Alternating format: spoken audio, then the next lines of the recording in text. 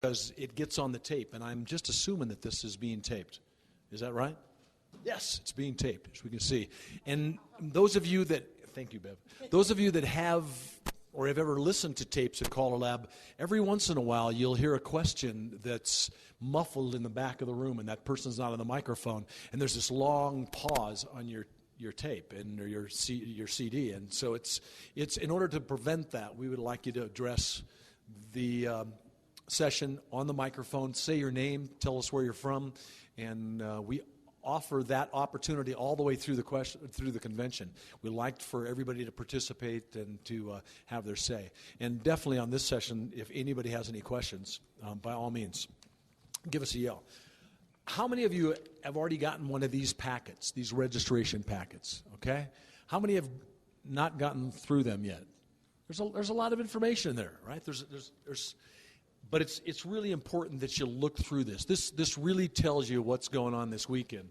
There's some really important things there beside the menu to the banquet and those kind of things. There's some information here that is really important. One of the motions that we announced into the call of convention, which occurs in our January-February issue of Direction, lists those items that are going to be brought before CallerLab for a vote. And that's one of the reasons why you get this card in your packet, this vote card, because you want to make sure that you bring that with you on Wednesday morning, okay? So when you go to bed on Tuesday night, put this at the foot of your bed or put this by the door so you take this with you because you got to use this to vote, okay? And there's some information on the motion and the resolution. It's about a youth member status, and it's also coupled with the bylaws, which are kind of interesting reading. If you have some real interest here, there's some good information, and it may answer some of your questions. Or for those of you that might get a little bored, it might be great if you have a hard time going to sleep at night, just cuddle up. If you didn't get that in your packet, well, check. Usually it's in one of the packets. Did you get two packets or one packet or just one? If you didn't, then go and see the registration desk there and see our crew out there, and they'll get you one. Okay? So there's a bylaws and this resolution that's in there. Okay? Also the vote thing. This issue of direction, this convention issue of direction, talks about all of our sessions. Go through that, mark it up really good, and use that. It'll tell you what's going on at each session. It'll also have some great information on the particulars of each session, including the committee meetings. There's also, this year, for the first time that I can remember, there is a committee meeting matrix, I believe. Did you guys get this committee meeting matrix? Anyway, it lists all the committee meetings. And if you didn't get that for some reason and you're interested in particular committees, there's also a request to serve on a CallerLab committee certificate in there. So go through that and check off the ones. We like the input. We really appreciate the input on committees, and it really helps an awful lot. The last thing I want to say is I want to talk about critique sheets.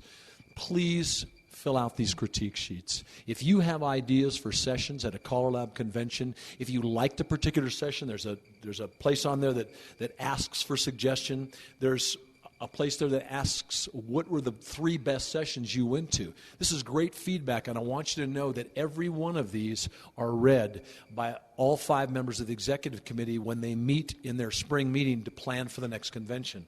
There's also a spot for there if you have a suggestion for a theme, and we're always looking for a theme to tie into our convention. And as most of you know, that our theme this year is Tools for Success. A lot of our interest sessions are basically programmed around that theme. So we want you to be able to take that up and think about that as we go through these sessions, because Tools for Success most of those panels have been designed so that these Tools for Success we can bring those to square dancing and our teaching, and the sessions that are tuned into that are actually highlighted. So we want you to be able to pick that up too. This little green thing that tells you this is great. You can stick this in your pocket. It folds up. It turns to the different days. It's really convenient. You don't have to carry around a lot of stuff. So this, if you don't have one of those, you already have yours marked out, didn't you? It's in your pocket. Oh, perfect. See, it fits. You don't have a pocket? Well, She has it in her important book. She also has pictures of her grandkids there, so if you're ever interested, you can... Oh, the pictures are... So anytime that you want to stand up and stretch during this evening's orientation session, we'd like to come by and look at Bev's grandkids. Come right by and they're Dave's too. Yeah, I'm sorry, Bev and Dave. So. You didn't bring yours? I didn't bring mine either, so. All right. How many are here for the very first time? This is your first CallerLab convention. Let's give a nice round of applause. Nice to have you. You know, people say, why do you go to a CallerLab convention? I'm speaking from a personal point of view. I've been to quite a few of them, and every year I leave a CallerLab convention, and my batteries are wound up and charged for another year of square dance calling and square dancing. I really enjoy not only the camaraderie of everybody that you meet and see here in CallerLab, but I enjoy the information. I enjoy to learn, because you learn a tremendous amount when you go to CallerLab. And it's a little frustrating because you can't hit all the sessions. It's just physically impossible to go to all of them. And we often say at the interest session that if you are here with your partner and you guys can split up and go to different sessions, terrific. You'll just pick up more information.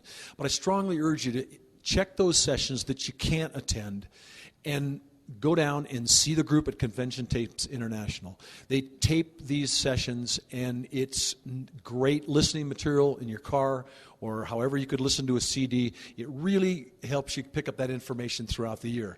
And it's a great way to actually attend all the sessions. If you can't attend all the sessions and you're still looking for a handout, because most of the sessions have a handout, please go to the home office. Any handouts that are left over, they'll turn into to the registration area, I should say, which is like our home office here at the convention, and pick up those ones that you haven't been able to pick up by attending the sessions. It's just, there's some great information. It's an exciting convention, and like I say, it's a great chance to meet and talk with people you might have heard about or talked about or haven't seen in a long time. It's a great gathering center.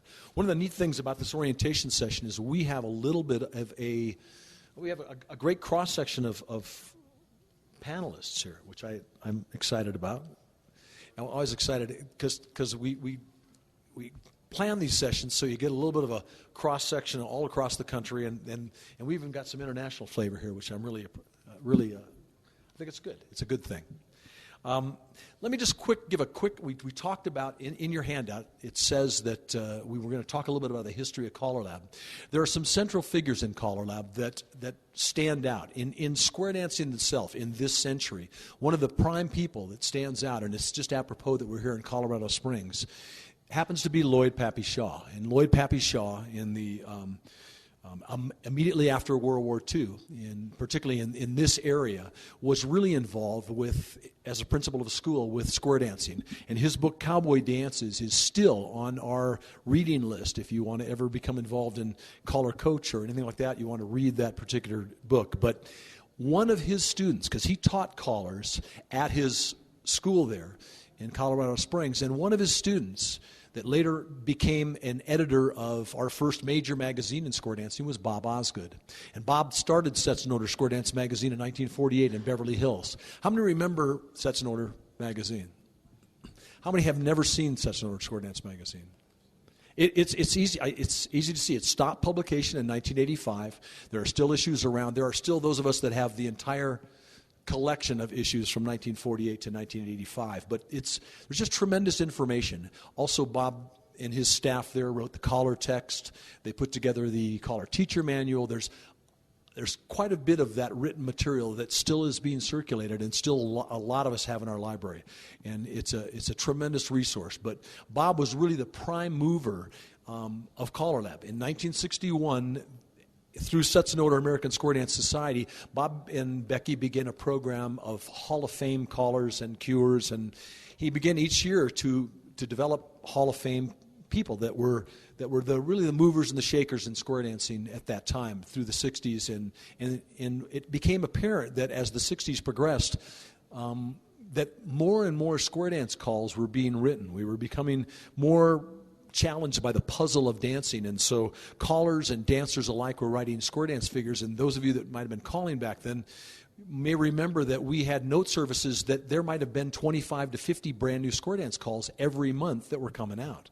At that time, in square dances all across the nation, if you danced with a club on one side of town, they might be calling a certain set of basics, and on the other side of town, you might be dancing to completely different figures. We had a sets and order basic program of 50 calls. We had an extended basic program by sets and order, also of 75, but there might add 20 or 30 more calls that could be danced at your club, and very often if you went to a dance, in order to equalize the floor, the caller would teach 6 to 7 to 8, as much as 10 calls in the evening to kind of equalize the floor. And it became really difficult to travel and dance, sometimes across town in your own town.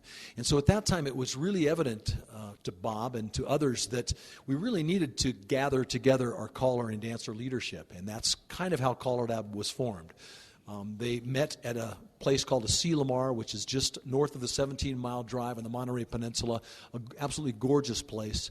And these Hall of Fame callers, there was 13 of them originally, began to put together some of the information and some of the charges that they felt that were evident at that time that square dancing need to address.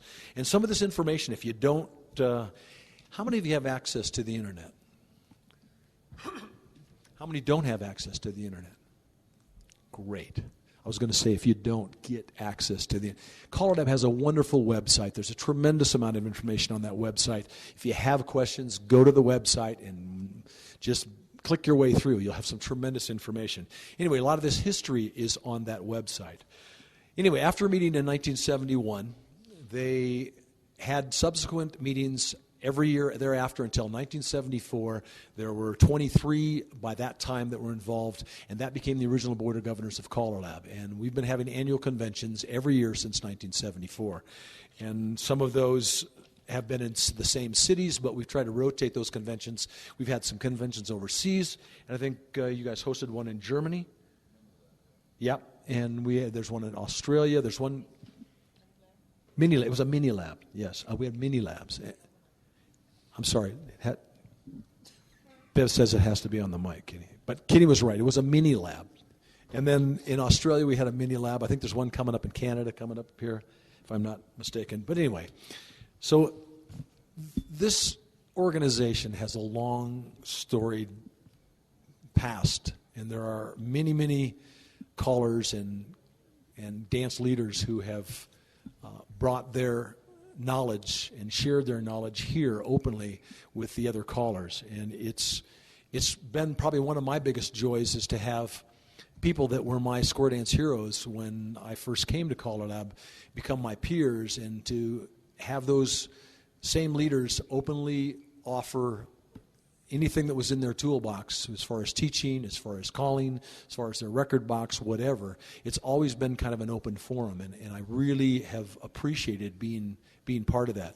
The other thing about CallerLab conventions, we're fortunate that the other organizations in square dancing, from the National Executive Committee to Arts to Roundalab to ConvLAB to Lloyd Shaw Foundation, all of those organizations send their representatives here and are part of our convention. They're not only part of our convention, but they participate in the panels, and we're really delighted to have those representatives here from the organizations. We'll get a chance to meet them, I believe, at the opening session tomorrow, and if you get a chance to talk to them throughout the convention as we pass in the hallways, do so.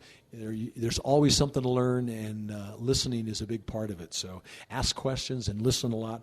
I'm going to introduce Bev Sutter, whose husband Dave is over there on the side. Dave, take a bow. And Bev is the chairman of the Partners Committee.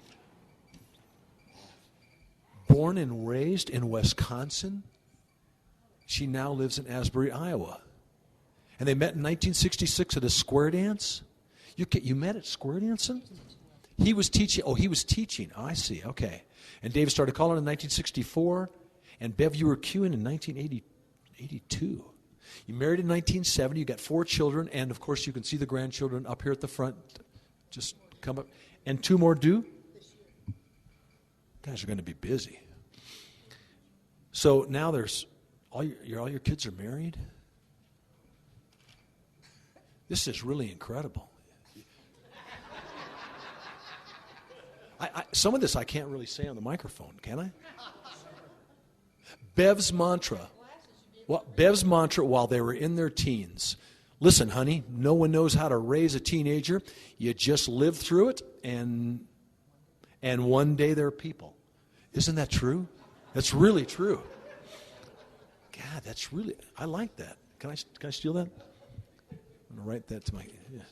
Anyway, it's nice to have both Bev and Dave here. She's chairman of the Partners Committee, and she's going to talk a little bit about the Partners Program here, and anything else she wants to talk about, we're going to let her talk about. Okay? Let's give a nice hand to Bev Sutter and Dave.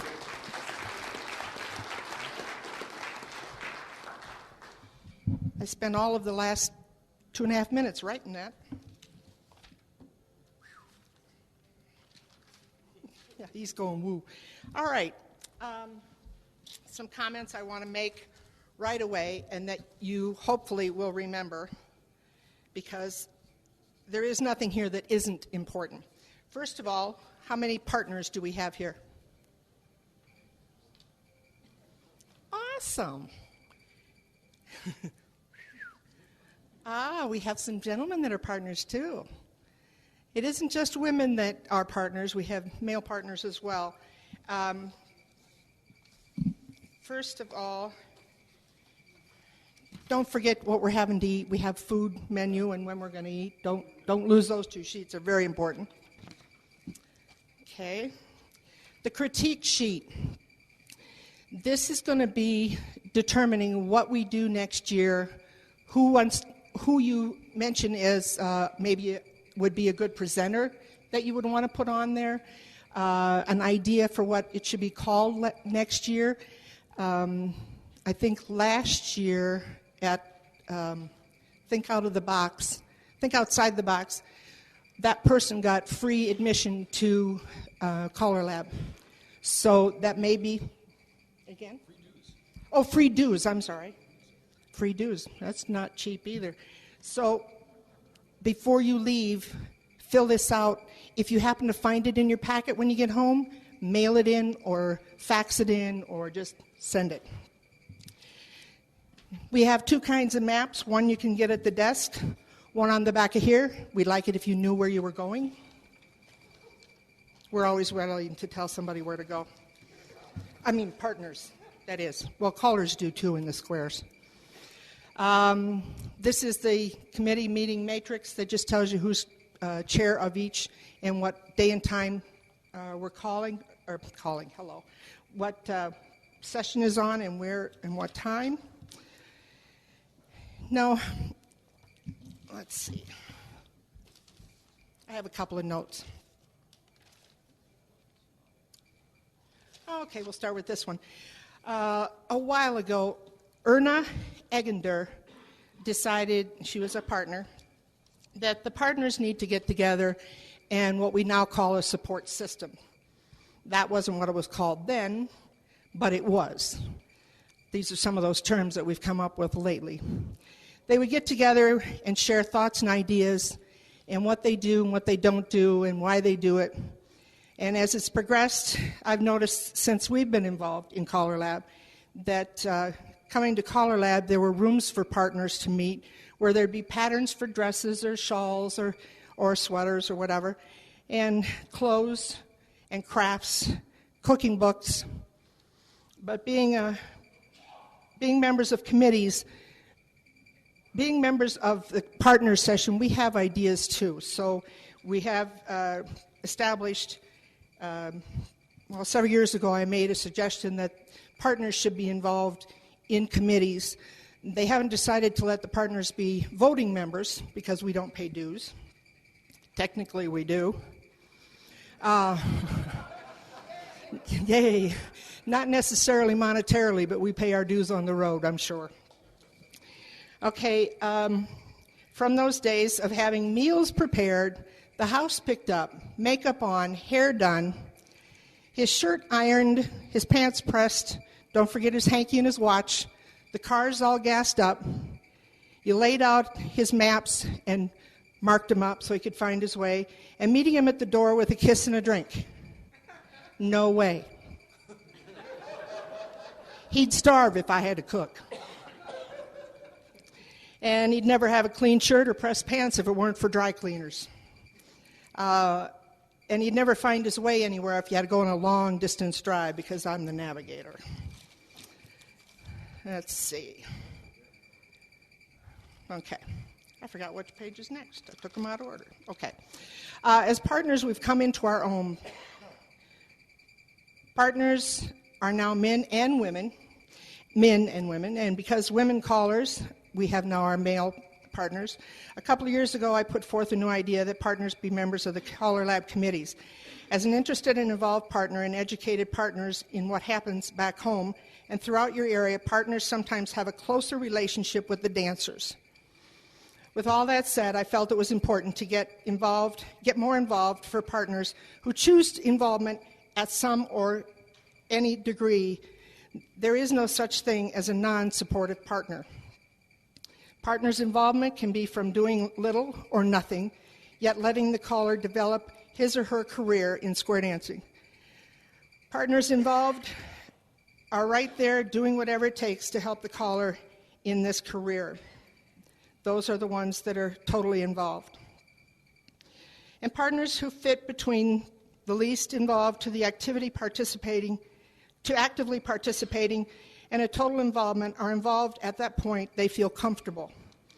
Dave and I go through the direction program, and we sit on opposite sides of the room so we're not cheating. It's like a test.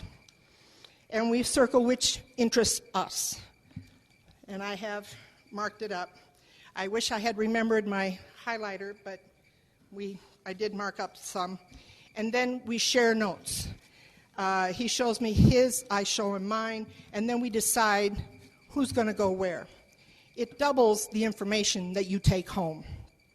If you go to one place and the other partner goes someplace else, you're gaining information in two different areas, two different committees. You come back to the room at night.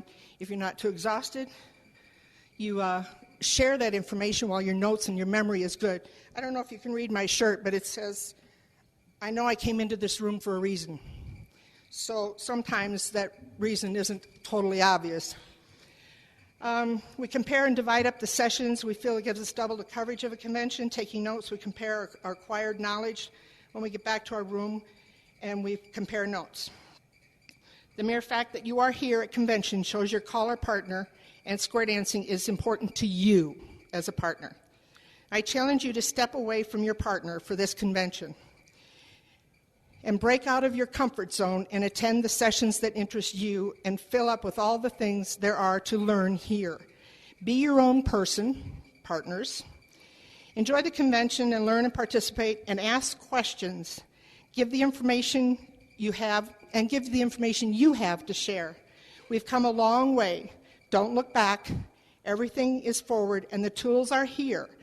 Take them home and use them. When you now go back to your room, mark all the directions. I said that. That's a repeat. Mike, I'm done. All right. My resume was longer than this. Thank you. Thank you, Bev. Here's your marked up copy of that. Very good. Does anybody have any questions to Bev as partners, or about history, or about the convention, or anything in particular? Good. What's that noise? The question for the tape was, what's that noise? I apologize to you in the audience. I apologize to you that are listening to the tape. There is, it's one of the air, the fans, and I'm not.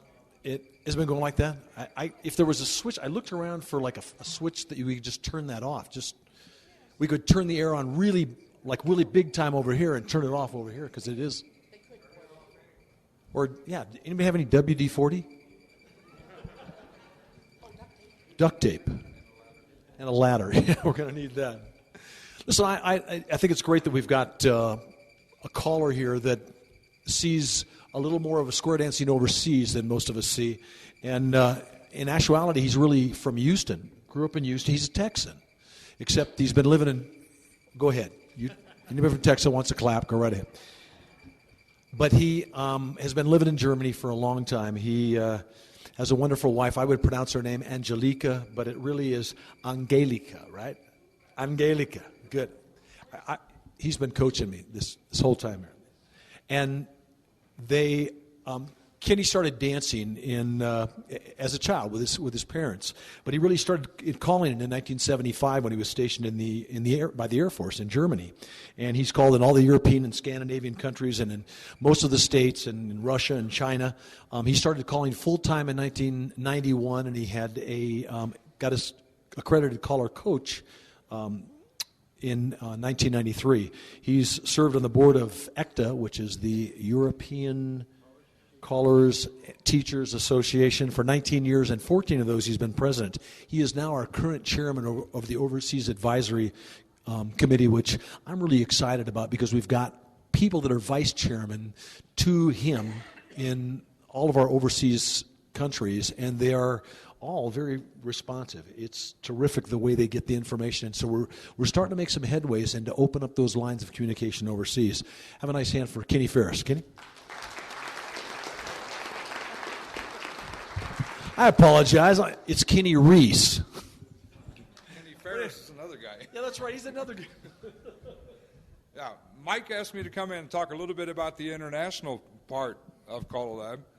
A lot of people think when they hear about overseas square dancing, square dancing in Germany is done in German.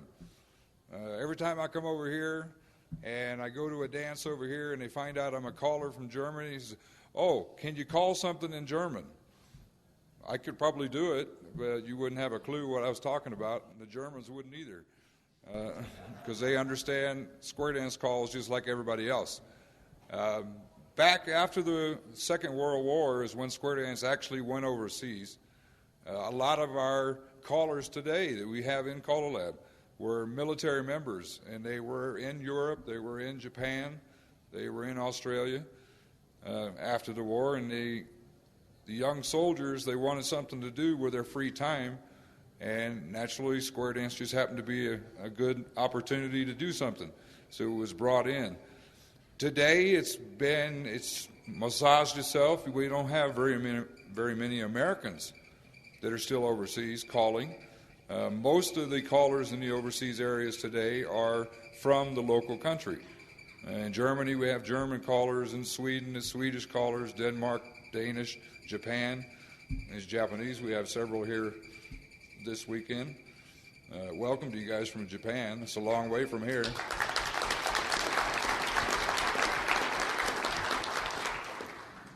But the programs that CallerLAB put together back in 1974 are exactly the same programs that we use in the overseas areas. We've made no changes. We've followed along all the changes that have happened in the programs over the years. The directions that CallerLAB has come up with that square dance should go in the overseas areas have also followed those same directions. We've reached a point now that square dancing is at a point in the overseas areas that we can also give input back into CallerLAB. So now we have a two-way street going on. CallerLAB gives information to the overseas areas. The overseas turn around and give information back to CallerLAB. And this is where the Overseas Advisory Committee came into being. We have vice chairmen in all of the major areas and major countries. Japan has one. We have one in Taiwan, which is interesting. In Taiwan, there's one caller. And that caller is the vice chairman to the Overseas Advisory Committee for that one caller.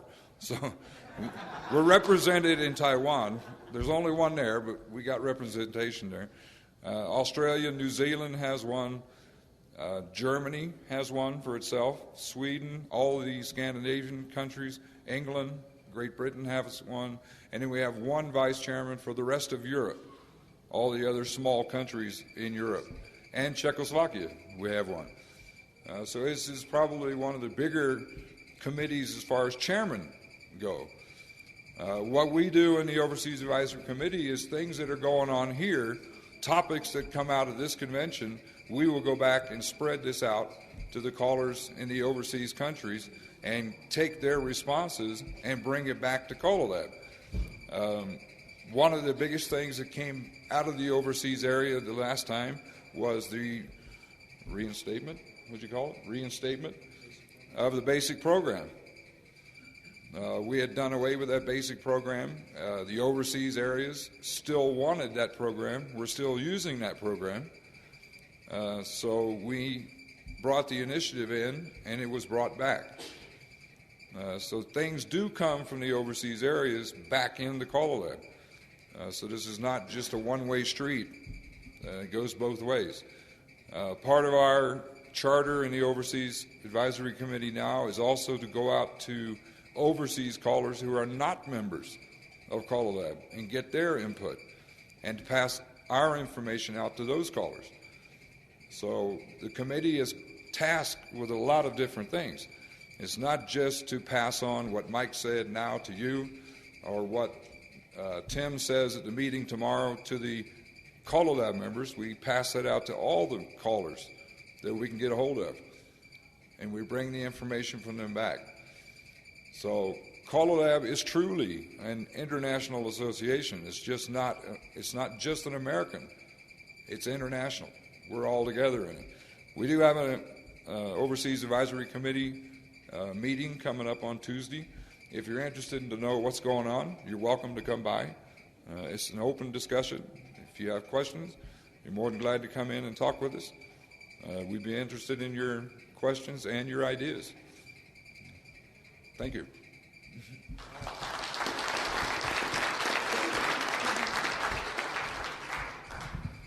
Thank you, Kenny. I really appreciate that. You know, it's interesting because, again, to just talk a little bit more about the Overseas Advisory Committee, much of the feedback that determines CallerLab's direction comes from callers in the United States as well as Canada, and especially overseas because they have some unique issues.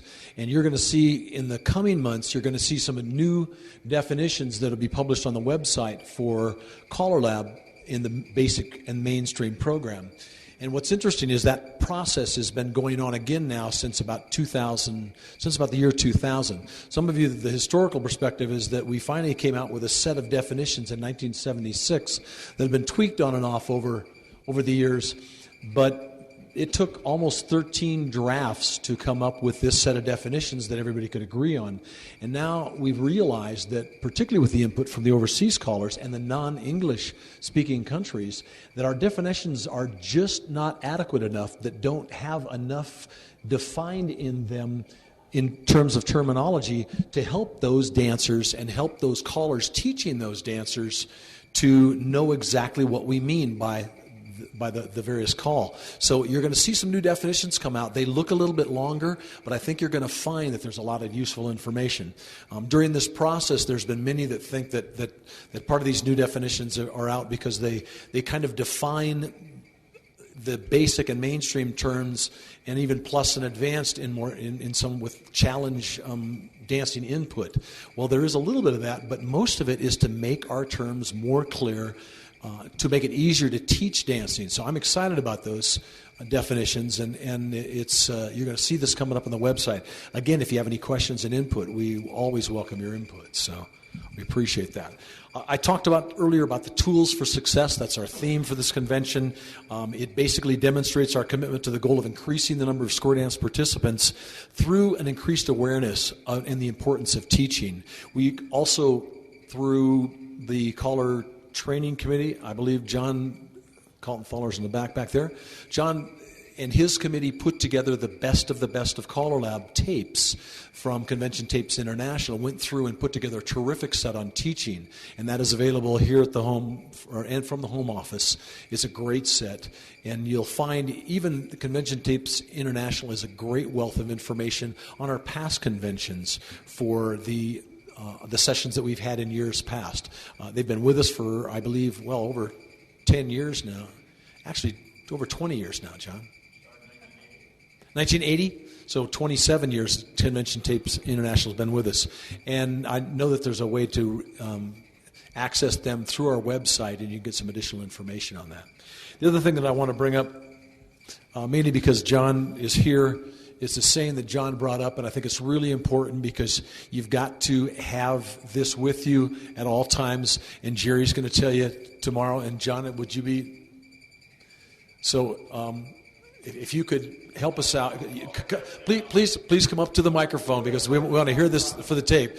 This is really important. Now, this is John Kaltenthaler. He's one of our previous executive secretary for a long time and managed these conventions for a number of years. John? All together now. No badge. No mail. No exceptions. I must tell you, however, at the New England Mini Lab, Freddie and I had been at a camping weekend, and we arrived as they were sitting down for their cherry pie. And the whole group said, no badge, no meal exceptions, and laughed uproariously. And the people who had never been to a CALLERLAB convention said, what's funny about that? It's true. If you try to walk through those doors and you don't have your badge, you'll be escorted right back out again. So remember your badge, okay? By the way, I think they were opening up an open bar in the foyer as I was coming in. So if you haven't taken advantage of that, go right ahead, okay?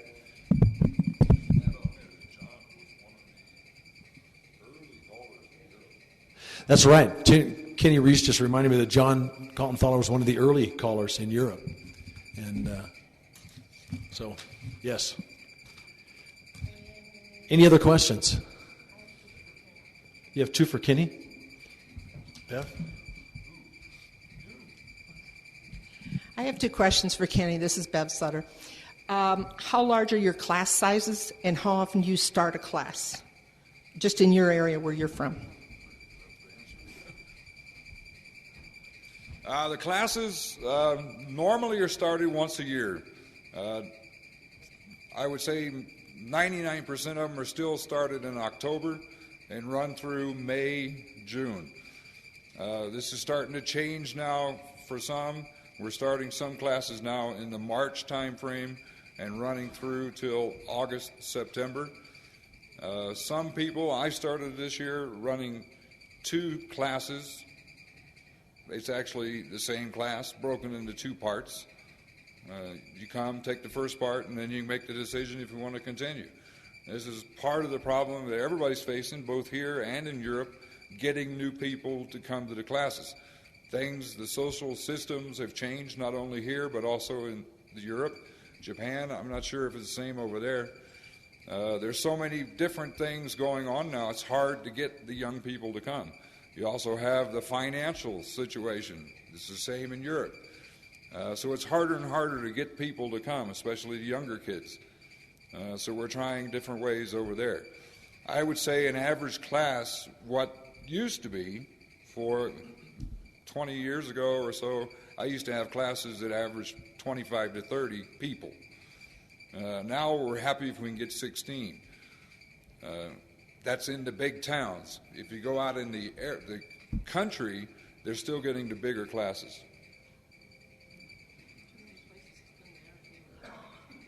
To what? It's a euro over there, not a dollar. But yeah. Where are you located in Germany? I am just south of Frankfurt, right in the middle. He asked where am I at in Germany, and I'm in Frankfurt area, just south of Frankfurt. What is typical age group that you get in your classes and in your clubs? It depends on where you are in the country. A lot of people in the South are still getting the younger, I say younger, it could be in the 20s, 30s. In the bigger towns, it's usually, I would say, somewhere between 40 and 60. We do have some that are older and some that are younger. If I had to put my thumb on a number, I would say it's probably somewhere between an age of 35 and 40 as an average.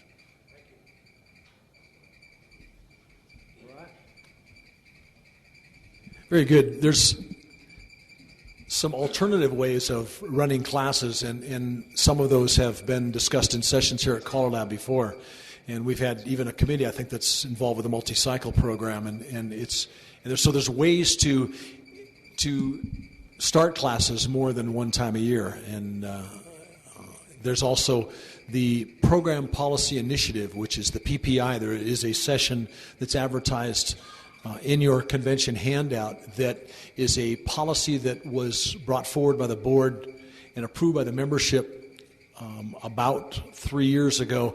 That program policy really asks those callers that have the time and have the whereabouts to see if we can create some programs that might tie in or bring in people that maybe didn't have the time or the ability to commit to so many weeks in a row, and see if we can't find a niche or a product for the population that we've been missing so far. They do have a meeting at this convention, and I think they'll find some interesting information.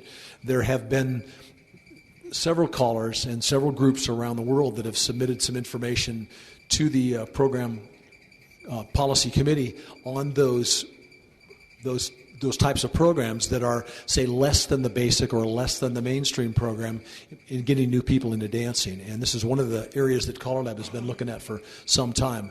We realize that there's a big segment of the population that doesn't have the time or the resources to commit to that much time to learn to dance. And sometimes if we only have one product and we only start our classes once a year, we tend to kind of pigeonhole ourselves and make it difficult for people to become involved. So that's all part of this convention. I think even CallerLab has a document on the multi-cycle program.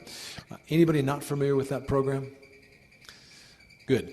They have a document about starting classes, running more than one class at a time, starting more than once a year. Those kind of programs are excellent. There's also fast-track programs and other ways of getting people into dancing. So if you're not familiar with that, look in your convention. There are sessions that are scheduled throughout this convention that will give you some information on that. Now, coming up in this room at about 9:15, we have a dance. It's actually an exhibition. So hang around. Don't leave. Square dance groups are performing from here in Colorado. Dance groups, yes. And so hang around, and you can even keep your seat if you want to, okay? Oh, yeah, we're probably going to, for dance, we have to move. Well, you may have to move your chair yourself just to get a spot, but the bottom line is hang around. There's still one program to go tonight, okay? Come here, Kenny. Stay here. Come here. We're getting our picture taken. Wait. Okay. Get the grandkids in there. I love it. They should have came with me. Yeah. Another one? Oh.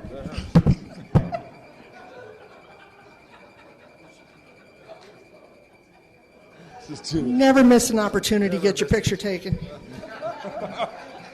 And never miss an opportunity to show that you are a square dancer. Wear your square dance clothes when you go out. It's called product placement, and you can do it. How many knew that CallerLab has a mission statement? We do have a mission statement. It initially came out in the year 2000, and it was revised in 2006. Let me just read this to you. As a professional organization drawn together by our love of the activity, we work to serve square dancing and associated dance forms by providing professional leadership, educational materials, and a common means for exchanging communications through a central office and a yearly international convention.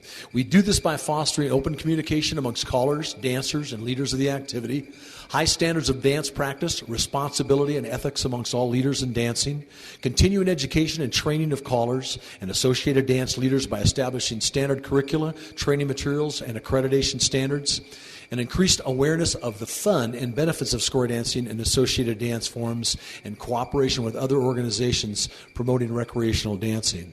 And one of the finer things that I think CallerLab has done for many, many years is provide continuing educational opportunities for callers, not only our own callers, but to have that information that's available to callers who are not even members or people that are even contemplating calling. That information is also available to dancers as well when a dancer likes to be involved enough to look on our website and pick out the definitions or the program lists or any other of the information that's out there. It is out there, and it's a tremendous website. So www.callerlab.org.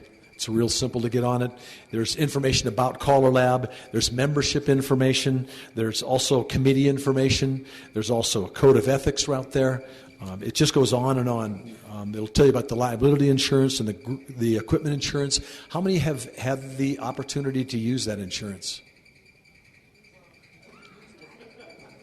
Everybody got it? Well, I'll tell you, I did have the opportunity to use that insurance. And what was interesting is it was a weekend that I was sponsoring and running, and one of the dancers on one of the workshops, there was a right-hand star someplace, and one of the other dancers stuck their finger in another man's eye. And it was enough of an issue that he really needed to seek medical care at that time.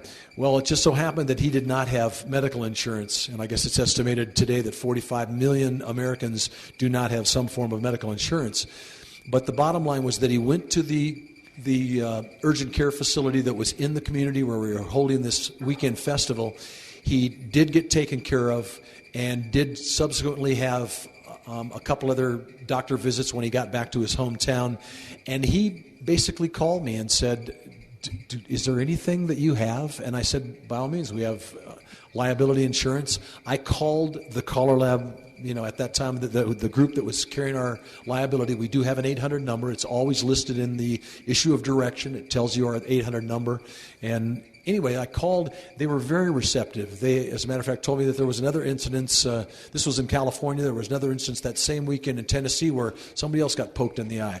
Anyway, they were very good. He gathered all his receipts. He sent them to them, and he was reimbursed for his expenses. So it's a terrific insurance. It is very, very easy. If you are sponsoring an event at another facility and they are asking you to have a co-insurance certificate, it's very easy to call them, give them the information, and they will run it through and get you that certificate in the mail. They'll send you a copy, and they'll send one to the facility that you're trying to rent. So it's a tremendous benefit of CallerLab membership to have that group liability insurance. 3 more points? Okay. Bev, you want to do it? Bev has 3 more points she wants me to bring up. I'm going to tell you about the critique sheets again. I told you before, but I'm going to tell you again. That critique sheet in there is just not a nice-looking piece of paper. We want you to fill it out. And hopefully if you fill it out toward the end of the convention, you'll get a chance to list the sessions that you enjoyed the most at this convention. You'll also get a chance to write down information about the food and the hotel and the service and your room and your check-in and out. You'll also get an opportunity to suggest sessions that you'd like to see at coming conventions. There's also a place to write down a theme for a future convention. And remember, as I said before, the executive committee and the home office staff reads each and every one of those critique sheets and sometimes really takes it to heart. So we want to have that information because they don't all have to be positive, but if you got something positive, say it. But if you have something that you'd suggest that could be a help, we want to hear about it. And like I said, the CallerLab Executive Committee and the Home Office reads those and really takes those to heart. The other thing is there's a request form to be on a committee. If there is a committee that you would like to be on, be sure to fill that out, turn it into the registration area, and make sure that you get that information to that. Okay, callers and partners, please, because we welcome both on committees. Also, we want you to read that little issue of direction that's in your pamphlet. It's got all the information. Okay? Oh, yeah, Bev says read the ones that come to... read the ones that come to your house. Definitely, you want to read those. Or on the internet, that's right. All that information is out there. And if you have not ever received the community... I'm going to say this wrong. It's not the community dance program. It's the Committee for Community and Traditional Dance. Their journal, that Dottie Welts is the editor, comes out quarterly or so. But we would like, if you would like to get that information, it gives a lot of resources. It gives examples of dances that you might be able to use in your one-time parties, your dance parties, those kind of things. Put your request into the registration area, and they will put you on the list, and you'll be sent that. Okay? Any more questions? Chris, step up to the microphone. Anybody that's seen the red tape border around the room, we want to be able to clear the chairs out. So if you're sitting in the side of this red area, we want to be able to move the chairs aside. Yeah. Well, I just want people to know that instead of escaping, they need to pick up a chair and move when you're done. I can see some of you were peeling that tape off the carpet, weren't you, out there? You were just playing with that tape as we were. There wasn't a lot to do, and so you. That's right. Right. So please, if you peel the red tape off and you've got it taped to your neighbor's lap, pull it off their lap and put it back on the floor, because we're going to go ahead and do that. Okay. So we want to thank you for coming and joining us at the orientation session. Have a great convention. Again, how about a nice hand for Kenny Reese and Bev Sutter. My name is Mike Seastrom. Thanks for coming. Have a great convention.